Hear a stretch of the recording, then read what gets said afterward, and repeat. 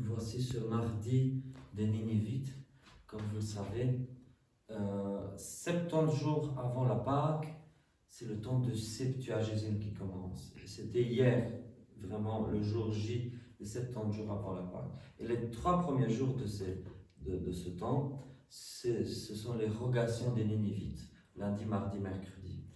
Et les rogations des Ninivites, on les commémore en mémoire du jeûne que les Ninivites ont jeûné. Dieu qui avait prévu de détruire les Ninivites, il a envoyé le prophète Jonas. Le prophète Jonas a parcouru Ninive en 3 jours. C'est pour ça que c'est 3 jours. Et après, quand les Ninivites ont entendu la prédication du prophète Jonas, ils sont repentis et Dieu a décidé de ne pas les détruire, en tout cas pas tout de suite. La ruine de Ninive suivra quand même quelques années plus tard. Mais en mémoire de cela, les chrétiens aussi, au début du temps de Septuagésime, nous jeûnons ces 3 jours, au moins un jour sur les 3. Voilà, mémoire de cela. Aujourd'hui, c'est aussi la fête, le 27 janvier, la fête de Saint Jean Chrysostome. Plus exactement, c'est la fête de la translation de ses reliques. Son vrai trépas, coïncide avec la fête de la Sainte Croix, donc on ne le commémore pas le jour de son trépas, mais le jour de la translation de ses reliques. Et ce soir commencent donc les premières vêpres, également des saints de demain.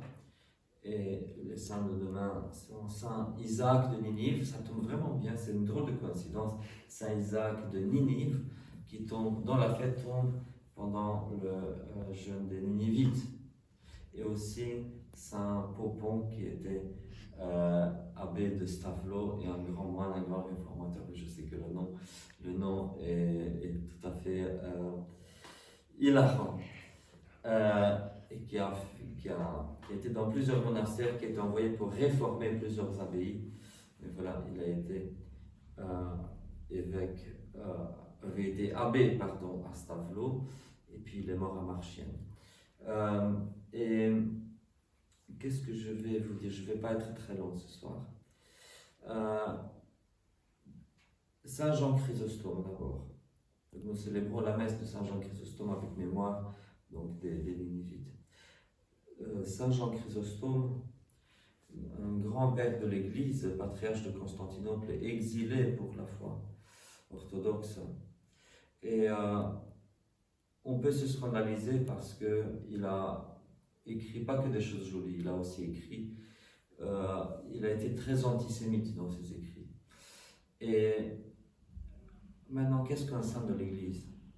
Un saint de l'Église, contrairement à la croyance populaire, un saint n'est pas nécessairement quelqu'un qui a été à 100% irréprochable. Non, les saints ont eu des péchés aussi. Nous célébrons les saints, nous fêtons les saints, nous lisons leurs écrits. Et bien sûr que nous nous réjouissons de tout ce qu'ils ont écrit de bon. Mais après ça, ils ont pu écrire aussi des choses mauvaises. Ils ont pu faire des choses mauvaises aussi dans leur vie. Mais voilà, il n'a pas fait ça de mauvaise foi, j'ai envie de dire, même ce qu'il a écrit de mal, c'était, on va dire, dans la vogue de l'époque. C'est pas comme si lui, il avait inventé l'antisémitisme, il a juste baigné dans le temps de l'époque. Donc, quand nous pensons à des saints, il faut pas les juger selon les critères éthiques de notre temps, mais de leur temps. Parfois, il y a des saints qui ont été très avant-gardistes par rapport à leur temps et qui pensent plutôt comme nous au niveau éthique et qui étaient avant-gardistes. Et cela, on peut les louer, leur faire des louanges pour ce qu'ils ont fait. Mais quand voilà. Je vais dire un mot sur Saint Isaac de Ninive, qui était donc évêque et qui, malgré tout, a laissé tomber son siège épiscopal pour se retirer dans le désert et vivre une vie désertique, monastique, une vie de mortification, de jeûne, de prière. Et il a écrit des traités. Il fait partie de ce qu'on appelle les pères du désert. Pas les pères de l'Église, mais les pères du désert. Donc il a écrit des écrits très intéressants. Mais il faut être vraiment adulte pour lire ça, parce que si on est adolescent, qu'on lit ces choses-là, on risque d'aller tout droit dans le mur. Parce que ça a l'air très mystico-gélatineux, mais pour vraiment le comprendre, il faut être bien mûr dans sa tête et savoir aussi prendre du recul par rapport à certaines choses qu'il écrit. Non pas parce qu'elles sont mauvaises, mais parce que quand il dit par exemple, hein, l'évangile de tout ça, c'est drôle comment ça coïncide. Le cœur de l'humain est plein de ceci et plein de cela. Non, avec notre intelligence du XXIe siècle, on dit, mais non, le cœur, c'est les ventricules, etc., etc. Non, non, non. Bien sûr que tout ça est figuratif. Le cœur, c'est pas l'organe, mais en fait, ce qu'on appelle le cœur en langage biblique, ça se trouve ici. C'est, voilà. Quand nous aimons quelqu'un, nous avons l'impression que le cœur va sauter de ma poitrine. En fait, non, c'est pas le cœur, tout est dans la tête. C'est ce qu'on sent ici dans la poitrine quand on est amoureux ou qu'on aime quelqu'un. En fait, ça, c'est ici. Bon, enfin, après ça, je ne vais pas entrer dans des détails, mais tout ça pour dire que Saint Isaac de Vivre parle beaucoup du cœur et de ce qu'il y a dans le cœur, de ce qui sort du cœur. Et bon, voilà, il faut être bien adulte pour pouvoir lire ce qu'il écrit. Mais il n'empêche, sa fête est quelque chose de très très joli pour le christianisme et pour l'œcuménisme en tant que tel. Pourquoi? Parce que lui, il a fait partie de son église. C'est une église qui a été en rupture de communion avec c'est l'une des premières églises qui a été en rupture de communion avec le reste de la chrétienté, parce que ces gens-là n'ont pas accepté le concile d'Éphèse. Donc il fait partie d'une église des deux conciles, même pas des trois. Mais c'est pas pour ça qu'il a été hérétique. Et donc ses écrits ont rayonné de par le monde, dans les milieux monastiques. Et c'est très intéressant que même s'il y a eu une rupture de communion ici sur Terre, entre différentes églises, les saints, ils transcendent les frontières confessionnelles, ils transcendent tout ça. Et voilà pourquoi Saint Isaac de Ninive est un très très bon exemple. Voilà, j'ai un peu parlé des trois saints d'aujourd'hui. La mère de Saint Popon, elle est fêtée avec lui parce qu'elle était aussi moniale. Une fois que son fils a été grand, elle s'est faite moniale et elle a rayonné aussi par les vertus monastiques. Donc voilà, on a des saints qui étaient très ascétiques et ça tombe aussi très bien pendant ce jeûne des Ninivites. Avec quoi est-ce que je peux vous laisser partir ce soir? C'est du cœur de l'humain que sortent les meurtres, les diffamations, les ceci, les cela, les ceci, les cela. Je vais faire écho à un autre passage de l'Évangile où Jésus nous dit que c'est du trop-plein du cœur. C'est du trop-plein du cœur que parle la bouche.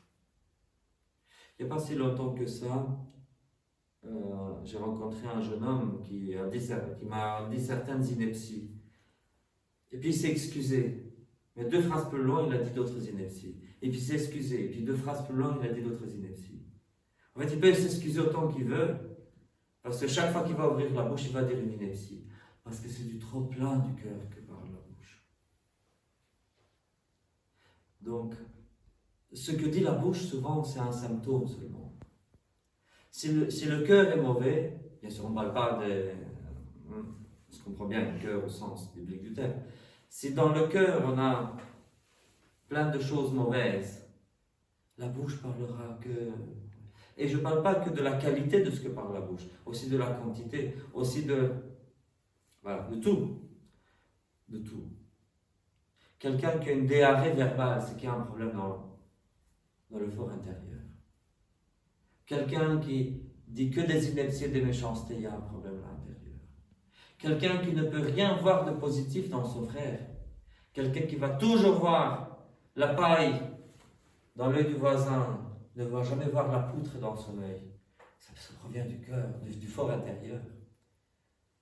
Et cette personne-là, elle peut se taire. Elle peut dire, je vais faire un jeûne de parole. Je vais faire un jeûne verbal. Pendant 24 heures, je vais dans un ermitage et je me tais. Et puis dès qu'elle va sortir, ou dès qu'elle va avoir un cellulaire, à nouveau, boum, la diarrhée verbale va sortir avec la méchanceté.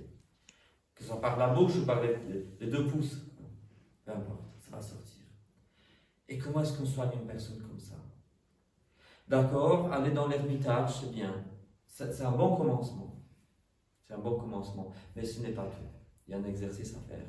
Et je pense tout simplement que essayer de voir du bien dans autrui, même, essayer de ne pas aller. Il y a des personnes ou même, je ne vais pas dire à la troisième personne, même moi, parfois, pendant une période de ma vie, j'essayais chaque fois je ne sais pas, quelqu'un me disait quelque chose, me donnait une information, et j'avais tendance à chaque fois chercher l'une des idées de ce message-là pour dire quelque chose contre.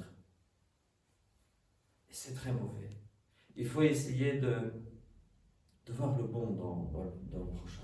Maintenant, c'est vrai que quand quelqu'un, voilà, nous rencontrons quelqu'un qui est en train, quelqu'un qui fait du bruit dans le bus, forcément, c'est une personne qu'on connaît ni d'Ève ni d'Adam, on ne va pas dire, je vais essayer de trouver quelque chose de gentil sur la personne.